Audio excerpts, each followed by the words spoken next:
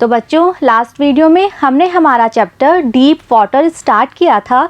हम writer William Douglas का एक एक्सपीरियंस पढ़ रहे थे कि कैसे जब वो 10-11 साल के एक बच्चे थे और स्विमिंग सीखने के लिए उन्होंने एक पूल ज्वाइन किया तो उनके साथ एक मिस एडवेंचर हो जाता है। एक बड़ा बच्चा आता है और उन्हें उठा के 9 फीट गहरे पूल में फेंक देता है। तो बच्चों अब राइटर जिन्हें अभी तक स्विमिंग आती ही नहीं है वो उतने गहरे पानी में क्या करते हैं, क्या फील करते हैं, क्या एक्सपीरियंस करते हैं और कैसे वो सरवाइव कर पाते हैं, ये हम आज पढ़ेंगे। तो चलिए स्टार्ट करते हैं। It सेम्ड a long way down. तो बच्चों राइटर को स्विमिंग आती नहीं है तो जब उनको पूल में फेंका जाता है तो वो डाउन यानी नीचे जाना स्टार्ट हो जाते हैं, उस पानी में डूबना स्टार्ट हो जाते हैं। तो राइटर कह रहे हैं कि डाउन तक की जो रास्ता था वो राइटर को ऐसे लगा कि बहुत ही लंबा रास्ता है। Those 9 feet were more like 90। तो कह रहे हैं कि उन्हें ऐसा लगा कि वो पूल 9 फीट का नहीं हो बल्कि 90 फीट का वो पूल हो। तो राइटर को लगा कितना गहरा पानी है जो ख़त्म ही नहीं हो रहा। And before I touched bottom. तो राइटर कह रहे हैं कि इससे पहले कि मैं पूल के बॉटम तक पहुंच पाता, बॉटम यानी जो पूल की निचली सतह थी, तो राइटर कह रहे हैं कि इससे पहले कि मैं बॉटम तक पहुंच पाता my lungs were ready to burst. Writer को लगा कि उनके जो लंग्स हैं, उनके जो फेफड़े हैं वो बर्स्ट हो जाएंगे, वो फट जाएंगे।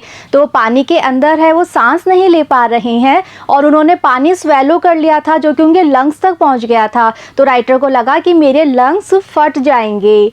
But when my fit hit bottom. लेकिन अभी भी राइटर ने अपनी हिम्मत नहीं हारी है, वो इतना घबराए हुए हैं, फिर भी अभी भी वो अपनी इंटेलिजेंसी यूज़ कर रहे हैं, अपनी बुद्धि यूज़ कर रहे हैं। तो कह रहे हैं कि जब फाइनली उनके पैर बॉटम तक पहुँचे आई समन ऑल माई स्ट्रेंथ। तो राइटर ने अपनी सारी स्ट्रेंथ, अपनी सारी ताकत, समन कहते हैं बच्चों इकट्ठा करना, तो राइटर ने अपनी सारी ताकत इकट्ठी की and made what I thought was a great spring upwards. और क्या किया, राइटर का प्लान यही था ना कि जब वो बॉटम पे पहुंचेंगे तो अपने पैरों का यूज़ करके वो एक हाई जंप करेंगे। तो जब फाइनली वो बॉटम पे पहुंचते हैं अपनी सारी ताकत इकट्ठी करते हैं और एक स्प्रिंग की तरह अपवर्ड्स यानी ऊपर की तरफ जंप करते हैं।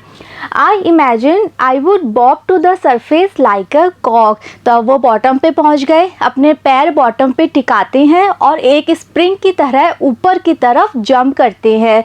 तो राइटर कह रहे हैं कि जब मैंने जंप की तो मैंने क्या इमेजिन किया, मैंने सोचा कि मैं, बॉब कहते हैं बच्चों ऊपर आना, तो राइटर को लगा था कि जंप करते ही वो ऊपर आ जाएंगे। कहाँ, सरफेस, ऊपरी सतह पर आ जाएंगे। लाइक अ कॉक, एक कॉक की तरह। कॉक क्या होता है बच्चों, आपने कई बार देखा होगा ना, जो कांच की बॉटल्स होती हैं उसके ऊपर एक लकड़ी का ढक्कन होता है, लकड़ी की कैप लगाई हुई होती है, उसे कॉक कहते हैं। तो जब उस बॉटल को हम खोलते हैं तो वो कॉक जो होता है वो बिल्कुल स्प्रिंग की तरह इंस्टेंटली तुरंत खुल जाता है, एक झटके से बाहर आ जाता है। तो राइटर को लगा था कि जब वो जंप करेंगे तो जैसे ही कॉक झटके से खुल जाता है वो भी 1 सेकेंड में बॉटम से सरफेस तक पहुंच जाएंगे, ये राइटर को लगा था। लेकिन एक्चुअल में होता क्या है देखते हैं। इंस्टेंट, लेकिन इसकी बजाय यानी एक कॉक की तरह ऊपर आने की बजाय आई केव अप स्लोली। राइटर बहुत धीरे धीरे ऊपर आते हैं। तो उनका प्लान था कि वो जंप करेंगे, एक हाई जंप करेंगे और स्प्रिंग की तरह बॉटम से सरफेस तक आ जाएंगे, 9 फीट का रास्ता क्रॉस कर लेंगे। लेकिन एक्चुअल में ऐसा होता नहीं है और इसकी बजाय वो बहुत धीरे धीरे ऊपर आते हैं। I open my eyes. तब राइटर अपनी आइज़ खोलते हैं एंड सॉ नथिंग, और उन्हें कुछ भी नहीं दिखाई देता बट वाटर, बल्कि सिर्फ पानी। तो उनके चारों तरफ सिर्फ पानी ही उन्हें नज़र आता है। Water that had a dirty yellow tinge to it. तो चारों तरफ सिर्फ पानी है और वो पानी जिसमें क्या है, एक गंदा सा येलोइश टिंच है। टिंच कहते हैं बच्चों जो बिल्कुल लाइट कलर, हल्का रंग होता है।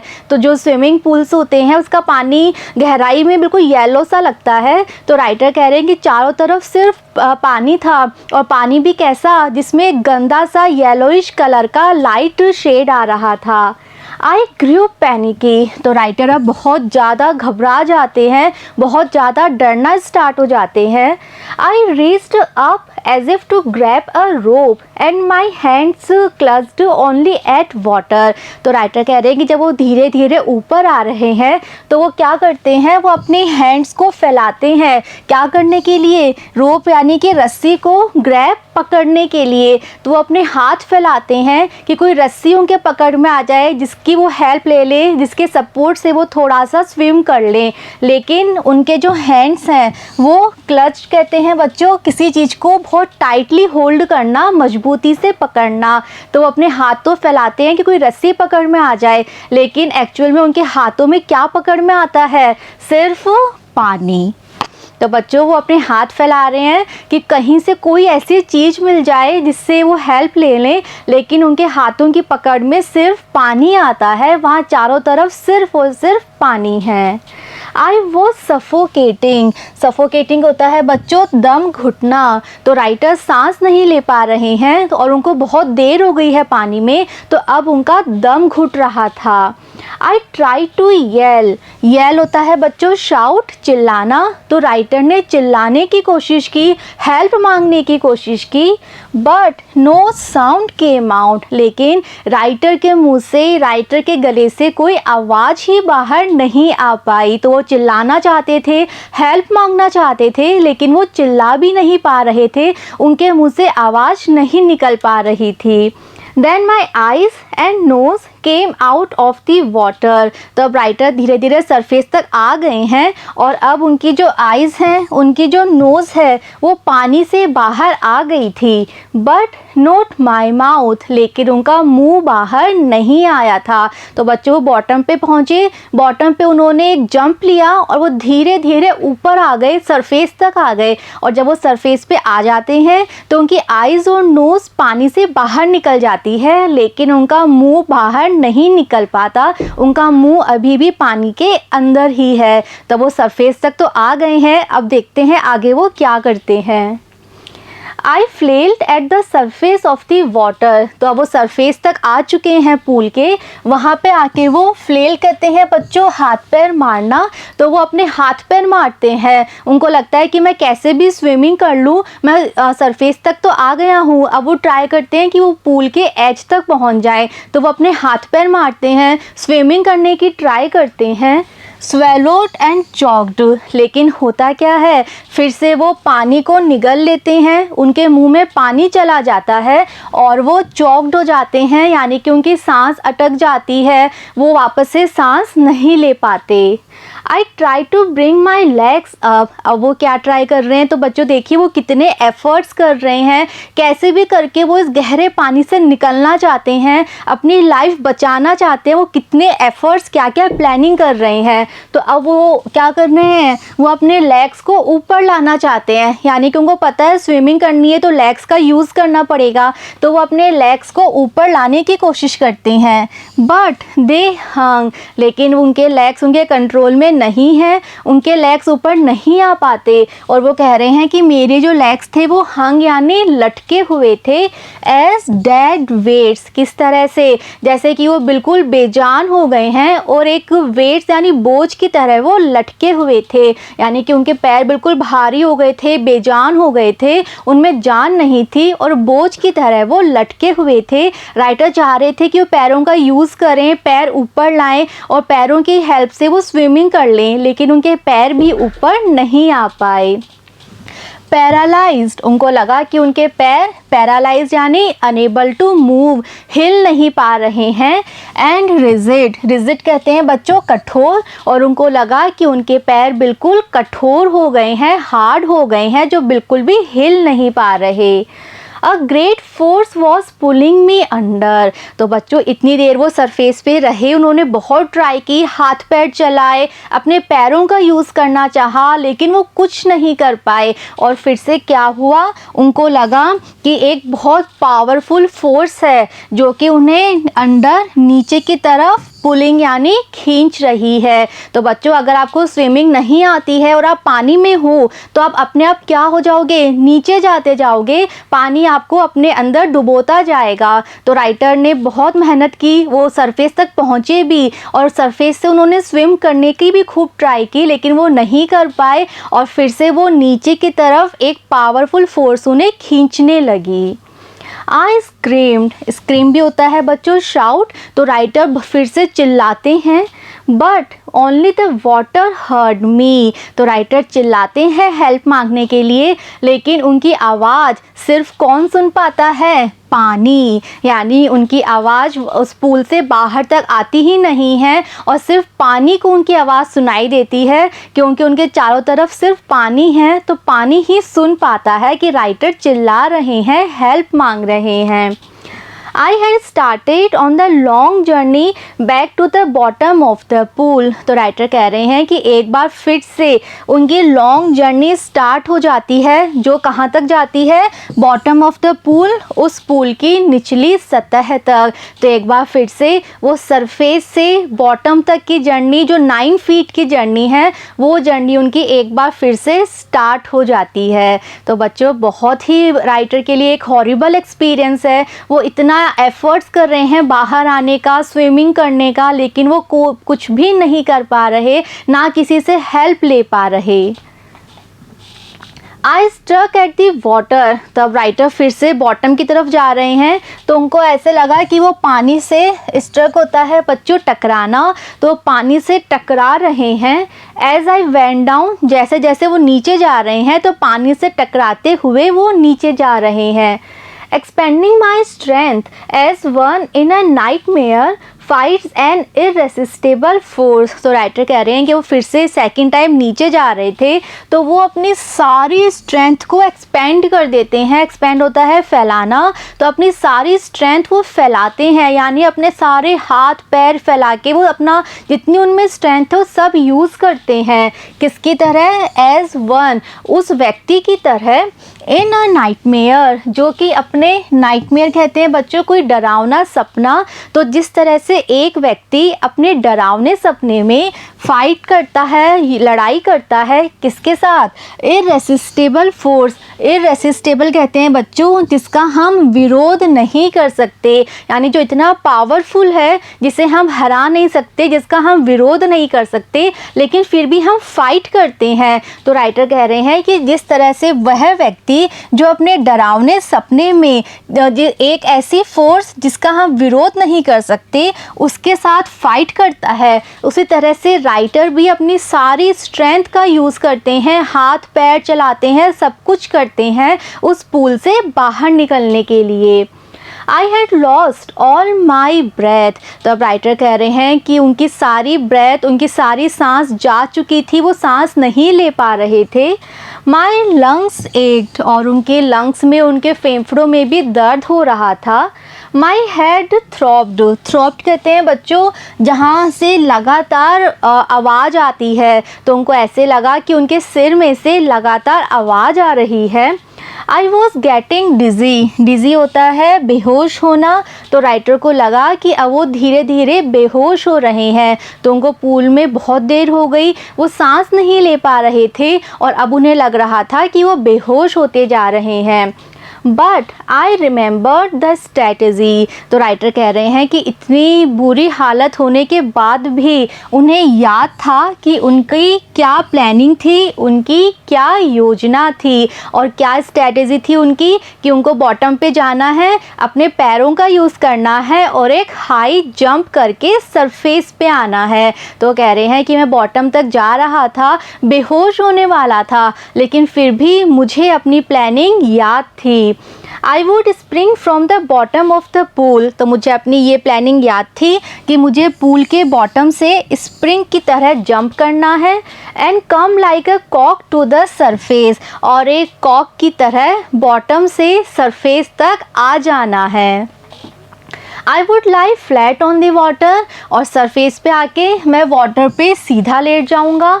Strike out with my arms, अपने हाथों को स्ट्राइक आउट होता है बच्चों फैलाना, किसी चीज़ को पकड़ने के लिए हाथ फैलाना। तो उनका प्लान था कि वो बॉटम पे जाएंगे, जंप करेंगे तो एक इंस्टेंटली कॉक की तरह सरफेस पे आ जाएंगे, वहाँ वो अपने हाथ पैर फैलाएंगे and thrash with my legs, और अपने पैरों से थ्रैश होता है जोर से पीटना, तो अपने हाथ फैलाएंगे, पैरों का यूज़ करेंगे, कैसे भी करके स्विमिंग करेंगे।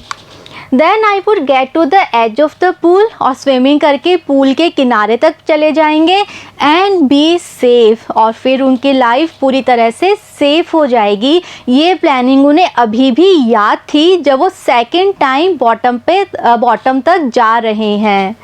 I went down down endlessly, तो राइटर कह रहे हैं कि वो रास्ता उनको इतना लंबा लग रहा था कि वो ख़त्म ही नहीं हो रहा, और वो नीचे नीचे जाते जा रहे थे बिना रुके, एंडलेसली वो और बॉटम तक जाते ही जा रहे थे। आई ओपन माई आइज़, तो अब एक बार राइटर फिर से अपनी आंखें खोलते हैं। Nothing but water with a yellow glow, और उन्हें क्या दिखाई देता है चारों तरफ? कुछ भी नहीं, सिर्फ क्या दिखाई देता है? पानी, और कैसा पानी? जिसमें येलो कलर का ग्लो था। डार्क वाटर, और वो पानी उन्हें इतना डार्क लग रहा था that one could not see through. See through होता है बच्चों किसी चीज़ में से देखना, किसी चीज़ के आर पार देखना। तो पानी जो होता है बच्चों जनरली कैसा होता है? ट्रांसपेरेंट होता है, हम उसके आर पार देख पाते हैं। लेकिन राइटर को पूल में इतनी गहराई पे जो पानी था, राइटर को वो पानी बिल्कुल डार्क लग रहा था, इतना डार्क जिसके आर पार वो देख ही नहीं पा रहे थे। सिर्फ उनको ऐसा लगा कि चारों तरफ पानी है, उस पानी में वो फंसे हुए हैं, ना पानी के आर पार कुछ दिख रहा, ना वो किसी को सुन पा रहे, ऐसी जगह वो फंस चुके हैं। एंड देन, और तब, शीर कहते हैं बच्चों कंप्लीट, पूरी तरह से, स्टार्क टेरर, स्टार्क होता है बच्चों भयानक, हॉरिबल, तो एक complete horrible terror seized me, writer को सीज कर लेता है, पकड़ लेता है, जकड़ लेता है। Terror that knows no understanding, और कैसा डर जिसकी कोई समझ ही नहीं थी। Terror that knows no control, एक ऐसा डर जिस पे कोई कंट्रोल नहीं था। Terror that no one can understand who has not experienced it, और ऐसा डर जिसे कि कोई समझ ही नहीं सकता जिसने इसका एक्सपीरियंस ना किया हो, अनुभव ना किया हो। यानी कि राइटर कह रहे हैं कि मैं वर्ड्स में एक्सप्लेन नहीं कर सकता ये कैसा डर था। जिस व्यक्ति ने एक्चुअल में इस डर को खुद एक्सपीरियंस किया है, केवल वही समझ सकता है कि ये कितना खतरनाक डर था जिसमें राइटर अभी फंसे हुए थे। आई वॉज श्रिकिंग अंडर वाटर, श्रिक भी होता है बच्चों शाउट करना, चिल्लाना। तो राइटर कह रहे हैं कि इतनी गहराई पे मैं पानी में चिल्ला रहा था। आई वॉज पैरालाइज, और राइटर को लगा कि वो बिल्कुल पैरालाइज्ड हो गए हैं, उनके हाथ पैर बिल्कुल हिल नहीं पा रहे हैं। स्टिफ रिजिड विथ फियर, और डर के कारण वो स्टिफ हो गए, रिजिड हो गए, यानी बिल्कुल हार्ड हो गए थे, उनके हाथ पैर बिल्कुल कठोर हो गए थे जो कि हिल नहीं पा रहे थे। Even the screams in my throat were frozen, तो राइटर कह रहे हैं कि वो इतना ज़्यादा डर गए थे कि यहाँ तक कि जो उनकी स्क्रीम्स यानी चिल्लाने की आवाज़ थी वो भी उनके गले में फ्रोज़न हो गई थी, जम गई थी। यानी उनको इतना ज़्यादा डर लग रहा था कि वो चिल्लाना चाहते थे लेकिन आवाज़ बाहर नहीं आ रही थी, उनको लगा कि आवाज़ भी जम गई है। तो बच्चों आप ज़रा सा फील करके देखिए कि राइटर की क्या हालत है। इतने गहरे पानी में वो बिल्कुल अकेले हैं, ना किसी को देख पा रहे, ना सुन पा रहे, सिर्फ पानी ही पानी है, वो ना सांस ले पा रहे हैं। उनको लग रहा है उनके हाथ पैर पैरालाइज्ड हो गए, हिल नहीं पा रहे, वो बेहोशी की हालत में है, मतलब बेहोश होने ही वाले हैं। तो देखिए अब आगे वो क्या करते हैं।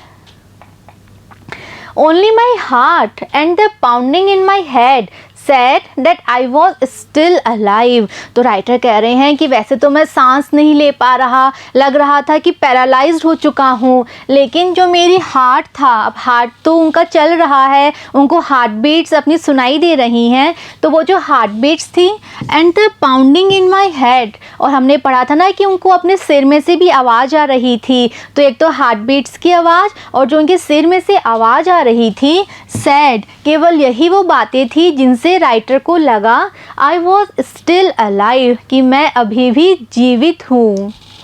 And then in the midst of the terror came a touch of reason. तो राइटर इतने घबराहट में, इतने टेरर में बॉटम तक जाते जा रहे हैं, और तभी क्या होता है, इस डर के मिड्स में, इस डर के बीच में राइटर को फिर से एक रीज़न याद आता है कि उनको बॉटम को टच करना है, बॉटम तक जाना है, उसका उन्हें रीज़न याद आ जाता है। और क्या था रीज़न? वही जो उनका प्लान था, I must remember to jump when I hit the bottom. तो राइटर को अभी भी याद है कि जब वो बॉटम पे जाएंगे तो उन्हें क्या करना है, जंप करना है। At last I felt the tiles under मी। तो राइटर अब धीरे धीरे डाउन डाउन जाते जाते बॉटम तक पहुंच जाते हैं, और अब उन्हें फील होता है कि उनके पैरों के नीचे टाइल्स आ चुकी हैं, यानी कि वो जो बॉटम है, निचली सतह है, वो उनके पैरों के नीचे है, ये वो फील कर पा रहे थे। My toes reached out as if to grab them. तो राइटर कह रहे हैं कि मेरे जो टोज थे, टो कहते हैं बच्चों जो पैरों की फिंगर्स होती हैं, तो पैरों से वो टाइल्स को टच करते हैं, तो कह रहे हैं कि उनकी जो टोज थी वो उन टाइल्स तक ऐसे जाती हैं जैसे कि वो उन पे ग्रैब यानी पकड़ बनाना चाहती हैं। तो राइटर का प्लान था कि वो टाइल्स पे अपने पैरों की हेल्प से हाई जंप करेंगे, तो उनके जो पैरों की फिंगर्स हैं वो ग्रिप बनाने के लिए, पकड़ बनाने के लिए टाइल्स तक जाती हैं। आई jumped with everything I had. और राइटर अब सेकेंड टाइम जंप करते हैं, जो भी उनके पास बची हुई स्ट्रेंथ थी वो सारी स्ट्रेंथ वो यूज़ करके फिर से जंप करते हैं। But the jump made no difference. लेकिन राइटर कह रहे हैं कि उन्होंने जंप की, अपनी सारी स्ट्रेंथ यूज़ करके जंप की, लेकिन जंप से भी कोई डिफरेंस नहीं हुआ, कोई अंतर नहीं आया। The water was still around me. अभी भी चारों तरफ सिर्फ पानी ही था। I looked for ropes, ladders, water wings. तो राइटर ने जंप की, राइटर को अभी भी यही उम्मीद थी कि जंप करते ही वो कॉक की तरह इंस्टेंटली बॉटम से सरफेस तक आ जाएंगे, लेकिन अभी भी कोई डिफरेंस नहीं था, अभी भी सिर्फ और सिर्फ पानी में ही वो फंसे हुए थे। तो राइटर कह रहे हैं कि मैंने लुक फॉर, तलाश की, मैंने आसपास देखा कि मुझे कोई रोप मिल जाए, रस्सी मिल जाए, कोई लैडर, सीढ़ी मिल जाए, या फिर वाटर विंग्स मिल जाएं। हमने देखा था ना कि राइटर न्यू वाटर विंग्स खरीद के लाए थे, तो राइटर सोच रहे हैं कि कोई भी ऐसी चीज़ उनके हाथ में आ जाए जिसकी हेल्प से वो थोड़ी सी स्विमिंग कर पाएँ, पूल के एज तक जा पाएँ। Nothing but water. तो राइटर ढूंढते हैं, रोप मिल जाए, लैडर मिल जाए, वाटर विंग्स मिल जाए, लेकिन उन्हें कुछ भी नहीं दिखाई देता, सिर्फ क्या दिखाई देता है, पानी। A mass of yellow water held me। तो राइटर को लगा, मास कहते हैं बच्चों बहुत ज़्यादा क्वांटिटी में, बहुत ज़्यादा मात्रा में, तो राइटर को लगा कि ये जो येलोइश वाटर है इतना सारा, उस पानी ने राइटर को हेल्ड कर रखा है, राइटर को घेर रखा है, राइटर को जकड़ रखा है। Stark terror took an even deeper hold of me. तो राइटर को लगा कि वो जो भयानक डर था, उस डर ने राइटर पे और भी गहरी पकड़ बना ली थी, तो राइटर अब और ज़्यादा डर गए थे। Like a great charge of electricity. किस तरह? जिस तरह से इलेक्ट्रिसिटी यानी बिजली की पकड़ होती है, यानी कि राइटर को ऐसा लगा जैसे कि बिजली का करंट होता है, उस तरह से वो उस येलोइश पानी के जाल में फंस चुके थे, जिससे वो बाहर निकल ही नहीं पा रहे थे। I shook and tremble with fright. तब राइटर इतना डर चुके हैं कि वो फ्राइट यानी डर के कारण ट्रेम्बल कर रहे हैं, शिवरिंग कर रहे हैं, कांप रहे हैं। My arms wouldn't move. Writer को लगा उनके हाथ नहीं हिल पा रहे। माई लेग्स वुडंट मूव, उनके पैर नहीं हिल पा रहे। I try to call for help, तो राइटर ने चिल्लाने की कोशिश की, किस लिए? हेल्प मांगने के लिए। टू कॉल फॉर मदर, तो बच्चों राइटर अब इतना डरे हुए हैं कि उन्हें अपनी मदर की याद आ रही है, तो वो अपनी मदर को बुलाना चाहते थे, हेल्प मांगना चाहते थे।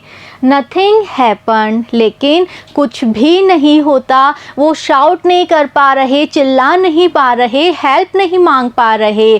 तो बच्चों इस तरह वो गहरे पानी में फंसे हुए हैं। ये चैप्टर पढ़ के हम फील कर सकते हैं कि राइटर क्या एक्सपीरियंस कर रहे थे। वो इतने डरे हुए हैं, वो अपनी माँ के पास जाना चाहते हैं, माँ को बुलाना चाहते हैं, लेकिन कुछ भी नहीं हो पा रहा, वो चिल्ला ही नहीं पाते। तो बच्चों अब राइटर इस पूल से कैसे बाहर निकलते हैं और आगे वो क्या फील करते हैं, हम देखेंगे जब हम पढ़ेंगे इस चैप्टर का next part. See you in the next video. Thank you.